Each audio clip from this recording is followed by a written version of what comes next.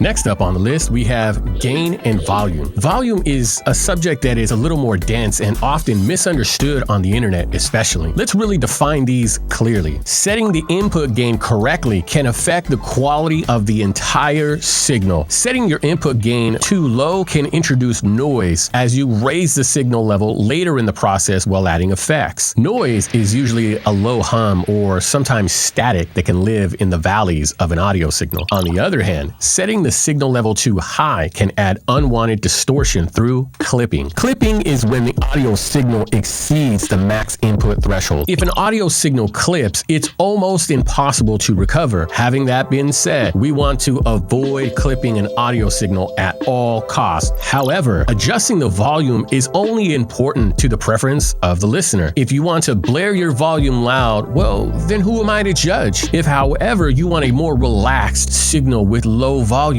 then I may invoke the words of the great philosopher Little John.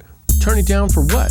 Let's discuss the functions of both gain input and volume output. Gain allows us to establish the audio signal level before applying any effects such as compression, EQ, reverb. Volume allows us to adjust the playback level while maintaining any and all effects. Using this visual example of a waveform, if we were to increase the gain, then the volume would increase as well. Well, the opposite is also true. If we were to decrease the gain, then the volume would decrease as well. But with volume, however, this is different. If we were to increase the volume, the gain remains ineffective. And if we were to decrease the volume, the gain still remains the same. Why is this? Let's start with the definitions. Gain is defined as the original audio signal or input. This includes things such as mics, guitar, piano, and other sources of audio. Whereas volume is defined as the final audio signal's output, also known as the listening point. Simply put, gain is the audio signal's input and volume is the audio signal's output. Understanding the distinction between gain and volume is crucial and helps to prevent distortion or noise, leading to a cleaner, professional sounding audio.